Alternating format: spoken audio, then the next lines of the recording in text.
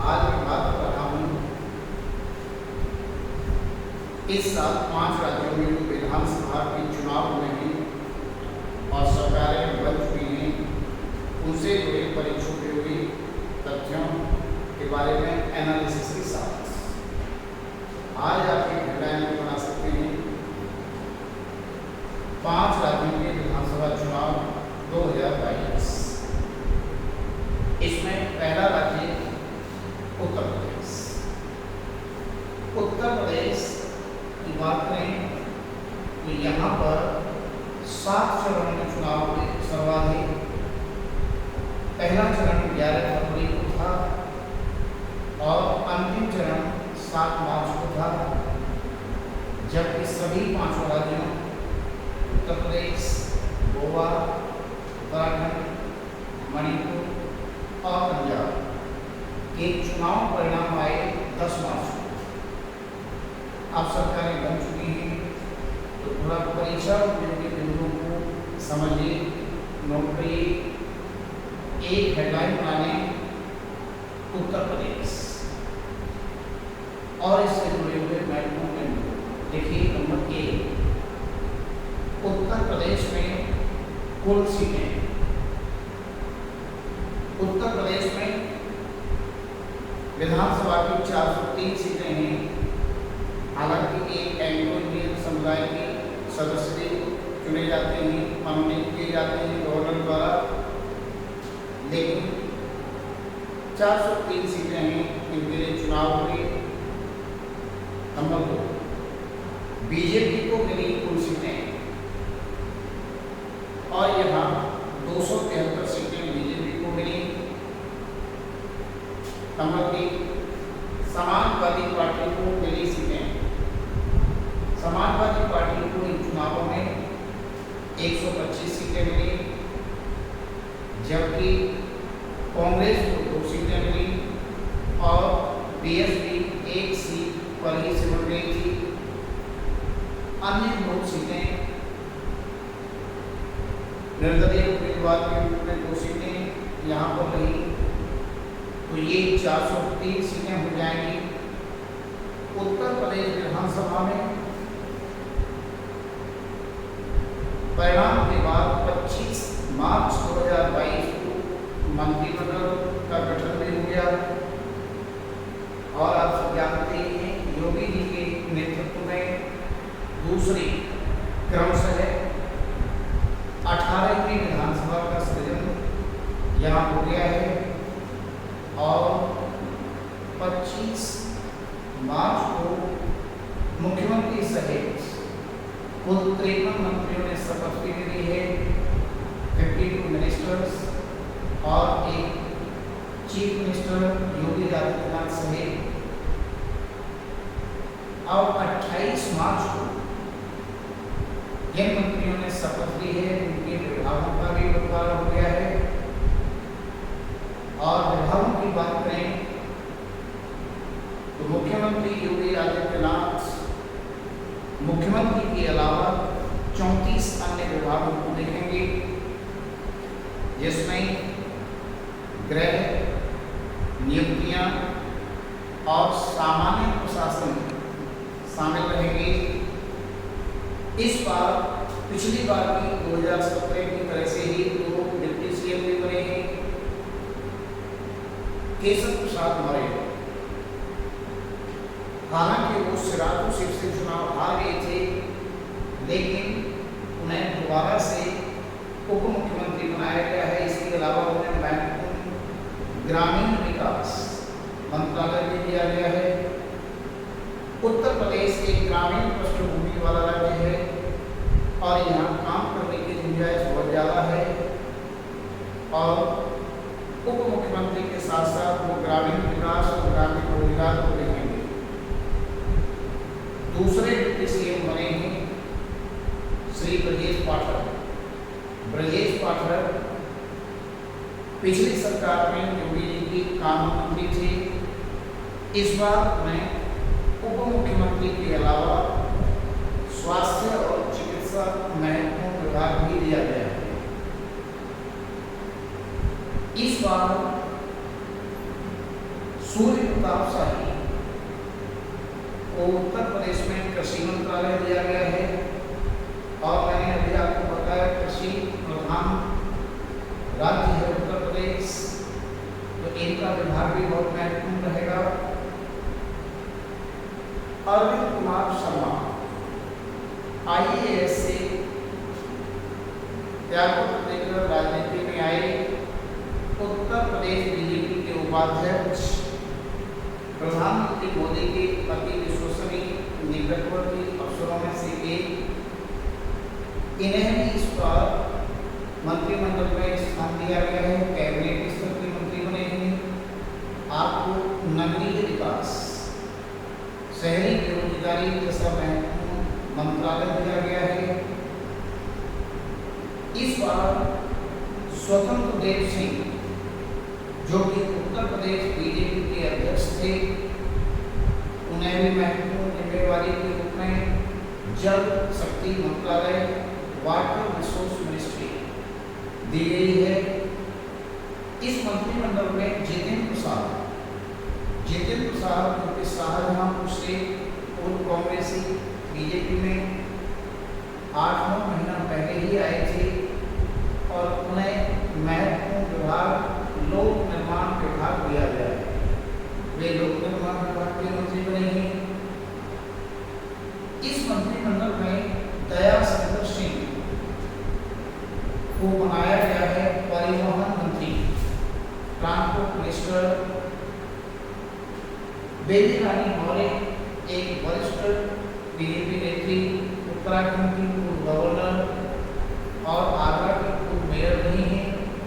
उन्हें इस मंत्रिमंडल में महिला एवं बाल विकास मंत्रालय दिया गया है। आधी आबादी से जुड़ा हुआ ये मंत्रालय है। बेबी रानी मौर्य एक वरिष्ठ नेत्री हैं। अनिल राजभर, इस सरकार में अनिल राजभर बनाए गए हैं लेबर मिनिस्टर, श्रम मंत्री। इसके अलावा सुरेश कुमार खन्ना, इन्हें पिछले बार की तरह से ही इस बार भी उत्तर प्रदेश सरकार में वित्त मंत्री और संसदीय मामले, finance ministry and parliamentary affairs, ये विभाग दिया गया है। हालांकि आपके मस्तिष्क में बात आ रही होगी, केंद्र में होता है संसदीय मामले विभाग, लेकिन केंद्र में जो मंत्री संसदीय मामलों को देखते हैं, राज्यों में भी विधानमंडल में सत्र कब होने हैं और संसदीय कार्यवाही हुआ करती है, विधानमंडल की कार्यवाही, उससे संबंधित मंत्री को संसदीय कार्य मंत्रालय इस नाम से सौंपा जाता है, काम दिया जाता है। पोर्टफोलियो लक्ष्मी नारायण चौधरी, इन्हें इस सरकार में महत्वपूर्ण गन्ना मंत्रालय दिया गया है। उत्तर प्रदेश की राजनीति में गन्ना और गन्ना ये सब बहुत चर्चाएं रहती रही हैं, तो ये गन्ना मंत्रालय दिया गया लक्ष्मी नारायण चौधरी को। जयवीर सिंह एक अन्य मंत्री हैं, इन्हें पर्यटन और संस्कृति मंत्रालय दिया गया है। इसके अलावा IPS से त्यागपत्र देकर राजनीति में आए, चुनावों से पहले बीजेपी को ज्वाइन करने वाले कन्नौज के अफसर असीम अवम, इन्हें इस सरकार में सामाजिक कल्याण, अनुसूचित जाति और जनजाति विषयों का मंत्रालय दिया गया है। ये भी काफी चर्चित नाम रहा था। भूपेंद्र सिंह चौधरी इस सरकार में बनाए गए हैं पंचायती राज मंत्री। पंचायत राज मंत्री इस सरकार में भूपेंद्र चौधरी बनाए हैं, जबकि दानिश आजाद ये इस सरकार में अल्पसंख्यक मामलों के मंत्री बने हैं। एकमात्र मुस्लिम मंत्री बने हैं दानिश आजाद अंसारी। पिछली सरकार में मोहसिन रजा अल्पसंख्यक मामलों के माइनॉरिटी अफेयर्स मिनिस्टर थे उत्तर प्रदेश में, एकमात्र चेहरा थे। इस बार एकमात्र चेहरा दानिश आजाद अंसारी को शामिल करा गया है। ये अल्पसंख्यक मामलों को देखेंगे। इस सरकार में यदि योगी 2.0 सरकार की बात करें तो इस सरकार में पिछली सरकार की तरह से ही 5 महिलाएं भी मंत्री बनाई गई हैं। 2017 के मंत्रिमंडल में भी 5 ही महिलाएं मंत्री थी। इस बार भी 5 ही महिलाएं मंत्री बनी हैं। याद रखिए ये क्रम से 18वीं विधानसभा है उत्तर प्रदेश की। इस विधानसभा के प्रोटेम स्पीकर एक वरिष्ठ बीजेपी विधायक श्री रमापति शास्त्री बनाए गए थे प्रोटेम स्पीकर। जैसे कि आप जानते हैं इनका काम होता है नवनिर्वाचित सदस्यों एमएलए को शपथ दिलवाना। ये प्रक्रिया 2-3-4 दिन में संपन्न हो जाती है और इसके साथ ही इनका टर्म हो जाता है पूरा। आज यानी 29 मार्च को उत्तर प्रदेश विधानसभा के अध्यक्ष चुने गए हैं सतीश महाना, वरिष्ठ भाजपा नेता। इस प्रकार से उत्तर प्रदेश के मंत्रिमंडल के बारे में महत्वपूर्ण सूचनाएं हो जाएंगी। तमाम परीक्षाओं में उत्तर प्रदेश से जुड़े सवाल आ रहे होते हैं, विशेषकर यूपी की परीक्षाओं के लिए ये जानकारियां महत्वपूर्ण रहेंगी। हम दूसरे राज्य की बात करें पंजाब। पंजाब राज्य में कुल सीटें हैं 117। 117 सीटों में किसको क्या मिला? सबसे ज्यादा सीटें इस बार आप देखते हैं आम आदमी पार्टी। आम आदमी पार्टी ने यहाँ के चुनावों में 92 सीटें जीती हैं, जो एक ऐतिहासिक विजय मानी जा रही है। इसके अलावा कांग्रेस ने यहाँ 18 सीटें जीती, जबकि अकाली और बहुजन समाज पार्टी इन दोनों दलों ने, अकाली दल और बीएसपी ने मिलकर चुनाव लड़ा था। इन्हें 4 सीटों पर सफलता मिली, जबकि एनडीए प्लस यानी बीजेपी, कैप्टन अमरिंदर सिंह और अन्य सहयोगियों को केवल 2 सीटें मिली पंजाब विधानसभा में, जबकि अन्य निर्दलीय आदर्श ने 1 सीट पर विजय हासिल करी थी। और इसके साथ ही आम आदमी पार्टी के उम्मीदवार पूर्व से ही घोषित, आपको पता है, भगवंत मान 46 साल के विदूषक से राजनीति में आए, संगरूर से लोकसभा के सदस्य रहे हुआ भगवंत सिंह मान यहाँ नए मुख्यमंत्री बने हैं और उन्होंने शपथ ग्रहण के बाद राज्य में 25,000 विभिन्न विभागों में सरकारी नौकरियां विज्ञापन निकालने की बात कही है। इसके बाद उन्होंने 35,000 अस्थायी कर्मचारियों को स्थायी कर दिया। एक ही बार विधायकों को पेंशन देने से संबंधित घोषणा भी उन्होंने की है। तो ये पंजाब राज्य के चुनाव हो जाएंगे। जहाँ तक हम उत्तराखंड के चुनावों की बात करें तो उत्तराखंड में विधानसभा की कुल सीटें हैं 70। इन 70 सीटों में से 47 सीटें भारतीय जनता पार्टी ने, जबकि कांग्रेस को 19 सीटें मिली 19, बीएसपी को 2 सीटें और अन्य निर्दलीय के रूप में 2 सीटें प्राप्त हुई थी। और आप पहले से ही परिचित हैं, यहाँ पर भी पुष्कर सिंह धामी को मुख्यमंत्री के पद में के रूप में शपथ दिलवाई गई है और वो लगातार दूसरी बार उत्तराखंड में बने हैं मुख्यमंत्री। हालांकि पुष्कर सिंह धामी अपनी विधानसभा सीट खटीमा सीट चुनाव हार गए थे, लेकिन बीजेपी ने उन्हें दोबारा से मुख्यमंत्री बनाया है।